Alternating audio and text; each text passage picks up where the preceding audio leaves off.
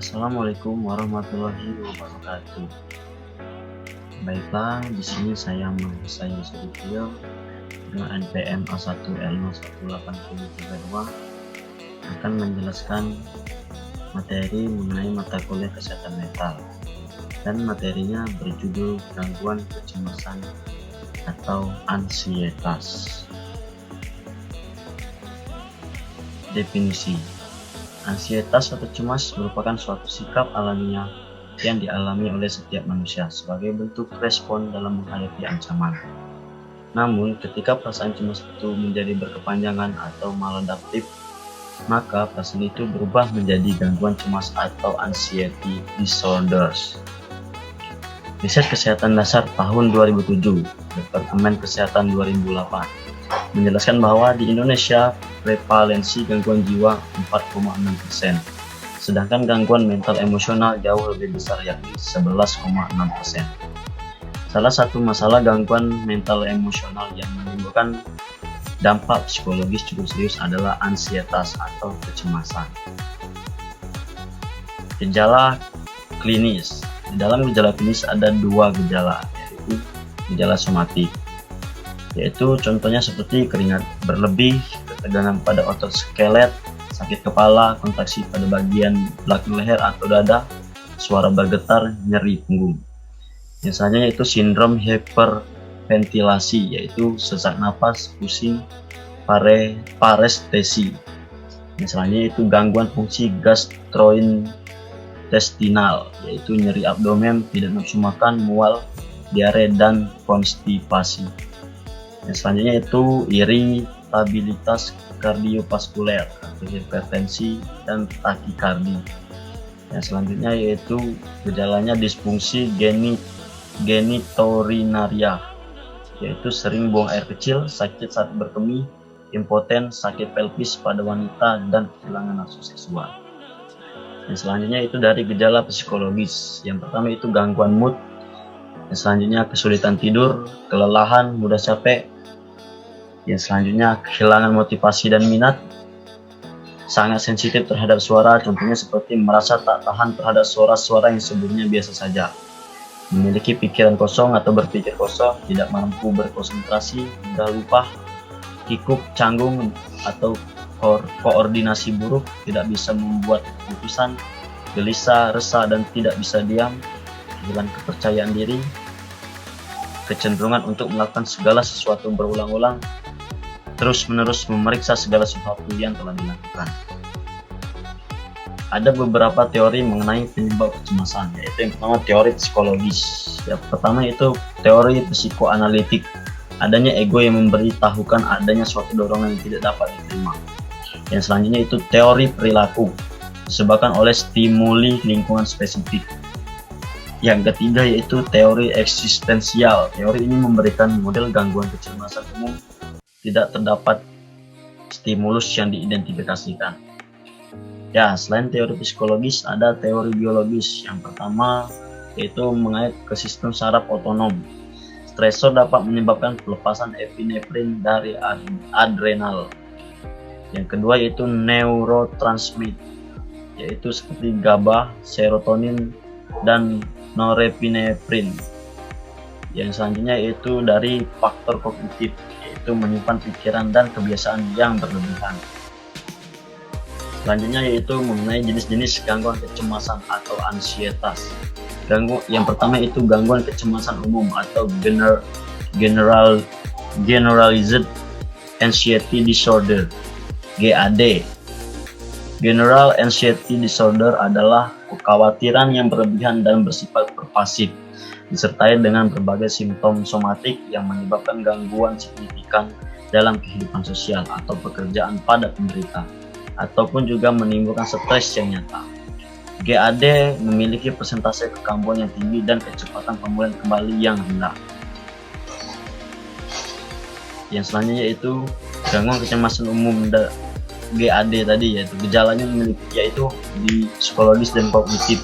Kecemasan yang berlebihan, kekhawatiran yang sulit dikendalikan, perasaan cemas atau gelisah sebelum sesuatu terjadi, sulit berkonsentrasi atau pikiran kosong. Dari gejala fisiknya yaitu gelisah, letih, otot tegang, dan sulit tidur atau juga mudah marah. Jenis-jenis gangguan kecemasan ansietas yaitu yang selanjutnya itu gangguan panik, panic disorder (PD). Umumnya gejala dimulai dengan rangkaian serangan panik yang tidak terduga yang kemudian diikuti ketakutan terus-menerus. Minimal 1 bulan akan muncul serangan panik yang lain. Gejala-gejala tersebut akan mencapai puncaknya dalam 10 menit dan umumnya berakhir tidak lebih dari 20 atau sampai 30 menit. Serangan-serangan panik melibatkan reaksi kecemasan yang intens disertai dengan simptom-simptom fisik seperti sulit bernapas, napas tersengal, jantung berdetak kencang, mual, rasa sakit di dada, berkeringat dingin, dan gemetar. Hal lain yang penting dalam diagnosa gangguan panik adalah bahwa individu merasa setiap serangan panik merupakan pertanda datangnya kematian ataupun kecacatan.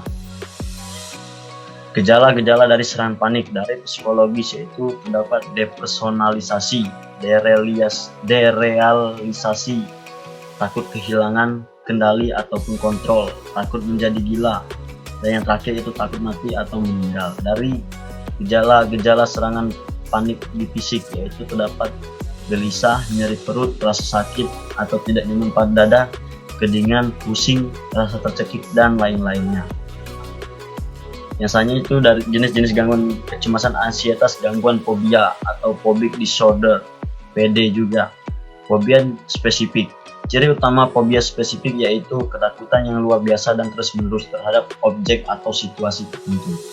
Penderita tidak dapat mengalami gangguan serius dalam kehidupan kesehariannya karena mereka hanya perlu menghindari objek-objek yang ditakuti. Fobia spesifik tidak dapat diatasi dengan terapi otot, tetapi lebih memberi respon kepada terapi perilaku atau psikologis. Gangguan fobia atau phobic disorder (PD), yaitu terdapat juga fobia sosial, social anxiety disorder, merupakan sesuatu ketakutan yang tidak rasional dan menetap, biasanya berhubungan dengan kehadiran orang lain.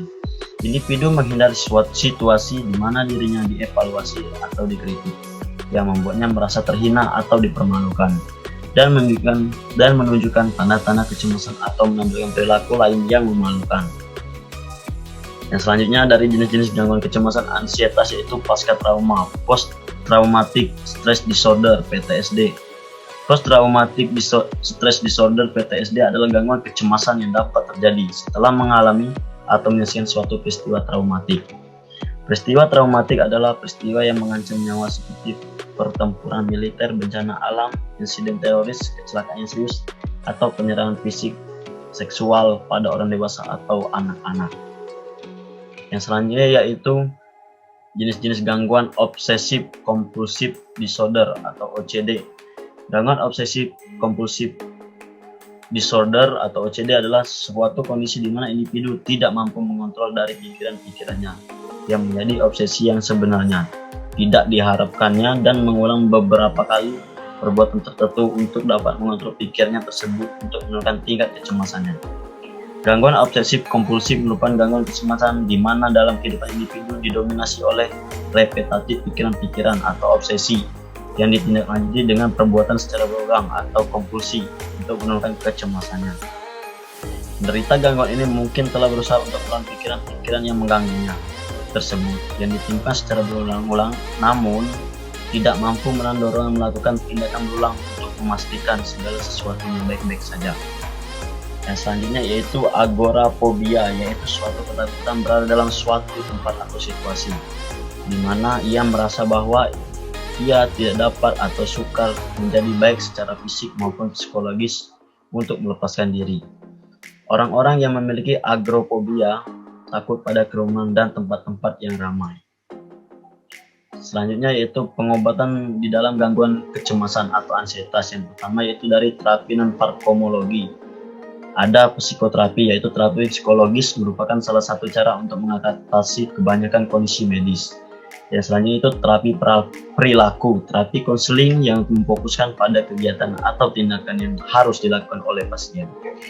Yang selanjutnya itu terapi kognitif, terapi yang dilakukan dengan cara mengajak pasien untuk memecahkan berbagai masalah dengan cara berkomunikasi langsung dengan orang yang sudah sembuh dari penyakit ansietas.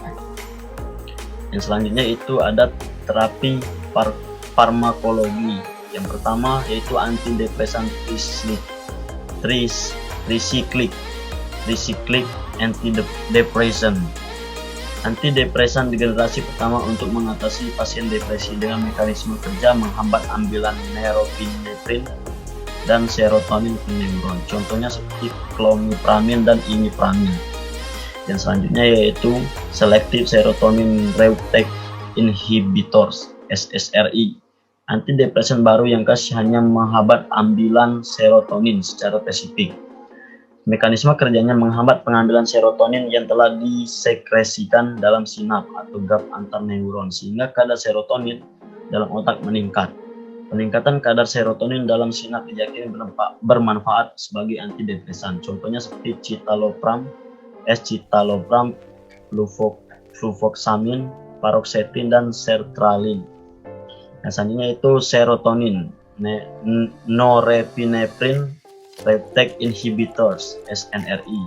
Mekanisme kerjanya mengeblok monoamin dengan lebih selektif daripada antidepresan tricyclic serta tidak menimbulkan efek yang tidak ditimbulkan antidepresan tricyclic. Contohnya seperti venlafaxine, benzodiazepine, dan clonazepam. Yang selanjutnya itu monoamine oxidase inhibitor (MAOI), suatu enzim mitokondria yang ditemukan dalam jaringan saraf dan jaringan lainnya, seperti usus dan hati.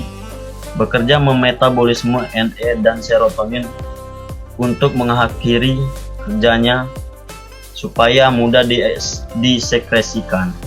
Dengan dihambatnya MAO, maka akan terjadi peningkatan kadar Na dan serotonin di sinap, sehingga akan terjadi perangsangan SSP, contohnya seperti penelzin.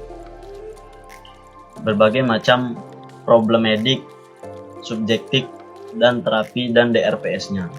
Yang pertama, depresi. Subjektifnya pasien cemas, mengeluh kondisi fisik yang tidak nyaman dan gelisah. Terapinya itu dengan sertralin. DRPS-nya yaitu terapi yang sudah tepat. Sertralin merupakan obat lini pertama golongan SSRI. Misalnya yaitu ansietas, tergoncang akibat ditinggal suaminya meninggal. Pasien tidak mau diam dan selalu ingin merasa ditemani. Terapinya dengan merlopram. Terapi ini sudah tepat. Mengandung lorazepam, memacu relaksasi dan mengurangi tegangan otot serta gejala fisik lain dalam gangguan ansietas. Yang selanjutnya bipolar dengan menggunakan terapi seroquel. Terapi ini kurang tepat atau tidak tepat. Mengandung quetiapin, digunakan untuk kombinasi lithium, biasa digunakan untuk terapi gejala bipolar. Yang selanjutnya itu planning. Tidak perlu diberikan seroquel karena pasien tidak mengandung gejala gangguan bipolar. Penggunaan terapi ECT seharusnya tidak dilakukan karena pasien tidak mengalami depresi akut.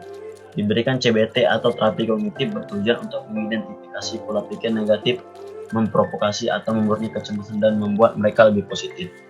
Terapi non-farmakologi yang bisa diterapkan untuk pasien ansietas adalah psikoterapi, terapi tingkah laku, terapi kognitif, dan terapi lainnya.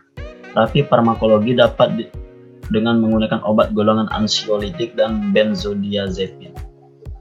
Ya, itulah penjelasan mengenai materi gangguan kecemasan atau ansietas dari saya, Maestro Detio. Lebih dan kurang saya mohon maaf. Wabillahi taufiq wal hidayah. Wassalamualaikum warahmatullahi wabarakatuh. Terima kasih.